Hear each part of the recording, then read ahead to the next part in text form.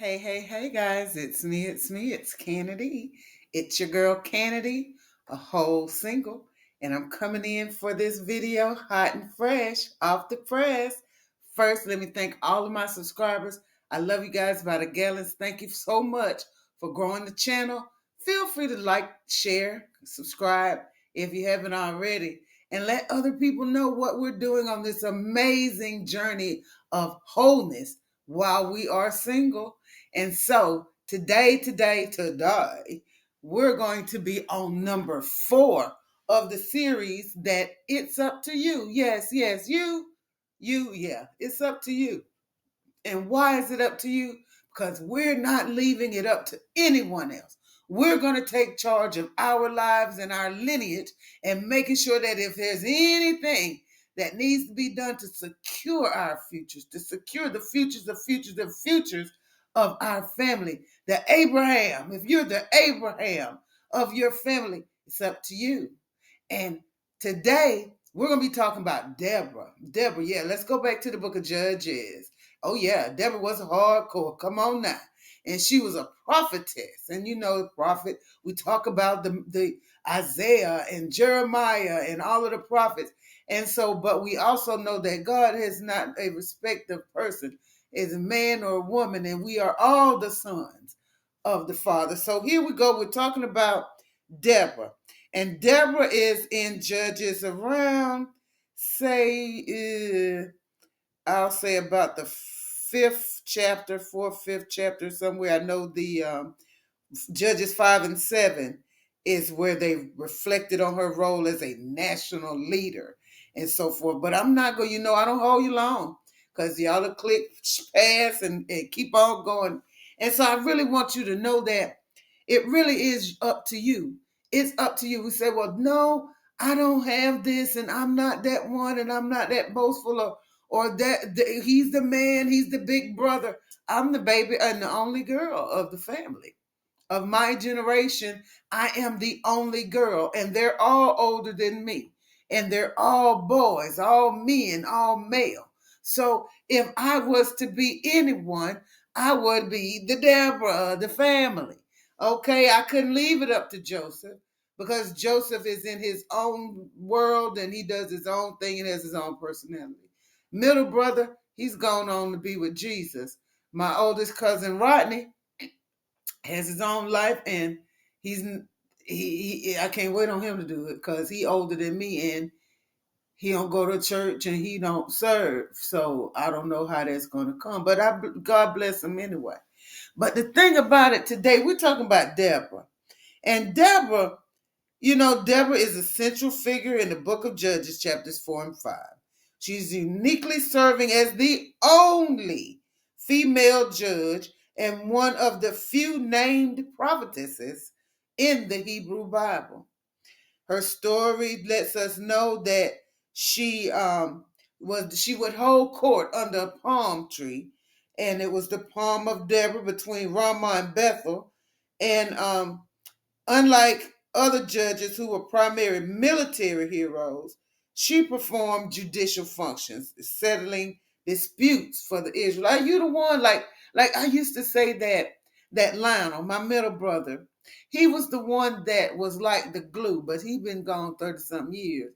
And so now who's gonna be the glue? Are we just and it seemed like we just all fell apart from that time. We're all scattered. But from going forward from here, from the ones that I have been given, charge over or being under my, lineage, we're not going to be scattered. We're going to be collective, and we're going to be, so just to say this, if me and mama was upset with each other, Lionel was the one that could come in, talk to me over here, go over there and talk to her, and then get us together and make some peace of it. Okay, so bless is the peacemaker. Okay, so maybe it's called for you to be the peacemaker of the family. Get grandmama and auntie back together, or get your siblings don't get along with each other, or your cousins they all don't act right, or maybe it's your kids that don't seem to This one doing pretty good, went to college, and this one didn't and acting up. Maybe it could be that you are settled to be the peacemaker. You in the family. You understand? Like Deborah, to settle disputes. Okay. And then also she was a leader. It even doesn't say she was a biological mother, but it does call her the mother in Israel. She's famously referred to as the mother in Israel. How many of you have children that you didn't born? You understand? I know I got a goddaughter, Michaela, and I love her just like she was my own. I appreciate she was with me almost every weekend of her life for several years while her mother ran a catering company. So, but she is not biologically mine. How many of my kids now that I taught in school years ago, all of those kids, I've been out of education for a while. All those kids are graduating high school now. Some of them make college. And I'm really proud of every one of them. But when I say that is that we always talk about it takes a village. It takes a village.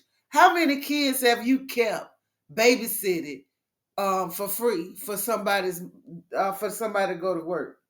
I have a young lady here, Angel. I would consider her like another daughter of mine. She has children, and she's always been someone that work. And there's been times she asked me, "Well, can you keep the kids for me?" Because she got to go to work. I'm like, absolutely. If I'm not doing anything, they're not bad kids. I tell her bring them home, and and she would work at night, so basically they're gonna play a little while, go to sleep. She comes in the morning. By the time they're first waking up or whatever, and she getting her children. She would always ask me, "Well, how much you gonna? How much?" I'm like, you don't owe me nothing. You don't owe me anything. I might say, you know what? Go by Publix and get me some apples or something that I knew she already, wasn't gonna cost much, wasn't gonna take money out of her bills to give to me for keeping her kids or providing her with a safe place for her children while she went to work. See, these are the things that we can think about when we're talking about being that pivotal person. See, now there's gonna come a time when those children are going to get older and they're going to think about, like I say, Mama Jessie and Mr. Homer. In my life, Mr. Homer and Mama Jessie went fishing all the time. I bet you I can catch a fish and won't starve. You understand me? Mr. Homer was one of those that liked to plant things and grow things. I love planting and gardening. You understand? So you may just be the person that caused influenced these children at some point in their life. You understand that they'll never forget, like Aunt Katie, those stories, being the mother of the church, being the first lady of the church. I mean, like she was literally the first lady of First Baptist Jasper because they built that church. You see, and it's not no little bitty little, storefront rent shack church. Y'all know what I'm talking about. And I'll never forget being the church lady since I was 4, 5, 6, 7, 8 years old. I'll always think of those times when me and Aunt Katie sat down and the way she would sit properly, like with her legs together, and how she dressed and made sure she had on foundation, meaning she had on a slip and some unwells. You understand? So you never know. It could be sometimes how am I going to change the world in this little bitty block that I live in? You trying to change your world. You're trying to change the world of those around you because those changes are what's going to last. You understand that influence that you have on someone else to breed them to, now all of a sudden, their children, you never know. It might not be this one, but one of their children could end up being the first lady of the church. And guess what? Mama gonna say, you know what? Well, when I stayed with Miss Kennedy or Miss whoever, she said the church lady gotta have on a slip, or at least dress decent and keep your legs closed when you sit in front of modesty, I don't believe in having no regular little modesty blanket either. I have my scarves, you put a little flash and flare to it, not just as long as the job gets done. You see what I'm saying? But when I say it's up to you, let's not leave it for someone else to teach our children or the children that are around us. They could be nieces, nephews, friend kids, friends' kids, whatever child the mother of in Israel. That's what we're gonna be. So she was a prophetess and a judge, and so we know her. That when I asked, what did she do for her people during a period of 20-year oppression by the Canaanite king Jabin, Deborah initiated war of liberation. Summoning Barak, she commanded the military leader to Barak to gather 10,000 men to fight the Canaanite general Sisera. The condition, Barak refused to go unless Deborah went with him. You got somebody that you're bringing to church, or you're influencing, or they're seeing you. They may not win yet, but they've been seeing you, a neighbor. We got some of these neighborhoods in Birmingham, got beautiful homes and beautiful neighborhoods. And nowadays we got people getting shot up, kids, teenagers getting shot up in neighborhoods that you don't even, working class folks, mom and daddy go to church all the time. So you never know who in your neighborhood see you get up every Sunday and go to church. And one day you might be passing tracts from your church. And one day they might come to your church. And one day they might sit on your row at church. And one day they might feel the unction to want to go up there and join the church. And one day you might take them by the hand and walk them up there. Just like Deborah walked Barak into battle. Say, I ain't going unless you go. So sometimes we just got to be a strong somebody next to you. Strong leadership, strong showing in character and morality that I know you to be a good person because I see how you operate out here in these streets. And so then the battle routed the Canaanite army at the river Kishon. Sisera fled on foot to the tent of Jael. Now, Jael was another one, bad to the bone. I was going to talk about this one too, but we don't want to talk about it too much. But it was a very important role because Jael, that when the Israelite a Canaanite army, and then they went on over there, and Sisera fled over there. Jael like, come on in, come on in, come on in the room, and come in. And they were that one. Jael took that one's life, hit him with the tent spike through the head, so that while he slept. And so the Song of Deborah is celebrated and judged 5 victory hymn, believed by many scholars to be one of the oldest preserved pieces of Hebrew poetry. It praises the tribe who fought, rebukes those who stayed away, and vividly recounts the downfall of Sisera. What did Deborah do? Deborah initiated change for the Israelites by shifting them from a 20-year period of severe oppression under the Canaanites to 40 years of national peace. She achieved this through several key leadership roles: strategic military leadership, judicial wisdom, spiritual reformation, national protection, prophetic accuracy. So whatever your role is in the family, or in your lineage, or in your neighborhood, or in your family tree, family line, God kids, people folks at the grocery store, be of service in a way where you can change the trajectory of someone's life, whether it be your own family or those kids or those people that come in contact with you, or those neighbors that see you go to. Before I moved into this house, I had a neighbor, and I have to go check on Mr. John. Mr. John, when I first moved there, Mr. John, you stayed drunk almost all the time. Mr. John he had issues with alcohol. But he would see me get up and leave every Sunday and go to church.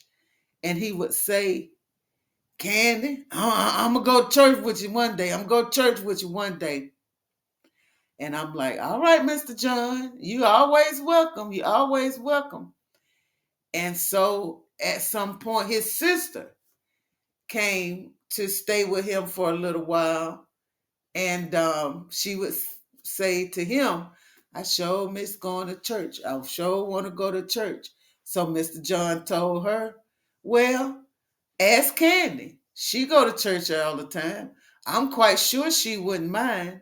And so one day she saw me getting out the car. She said, hey, how you doing? Can I talk to you? I said, yes, ma'am. And he came out just to formally introduce us and everything. And we met. And she said, I came to stay with my brother for a little while and, just new to the area, trying to decide if I want to move to Birmingham. She said, but I really miss going to church. And John said that, you go to church every Sunday. And if I asked you that you would, I said, yes, ma'am. I wouldn't have no problem with you going to church with me. I would love for you to come go to church with me. And so she, as long as she was here in town, she beat me ready. And she be ready to go to church and be ready to go to Sunday school. I mean, just my sidekick. We start going to church, and sometime on Saturday, she'd go out shopping with me. And so I really, really miss her. She moved back to another town where her daughter is at. And so I really, really miss her. But one of those Sundays that we were going to church, Mr. John put that bottle down and he came to church with us. Now, it wasn't but one, but he came. And so you never know how God might change someone else's life by you being the example, by watching what you do, by seeing you under that palm tree reading your Bible, or sitting on the porch reading your Bible, you understand, or sitting on the porch playing your gospel music, or just seeing you dressed up every Sunday on your way to church to spark their heart to say, you know what?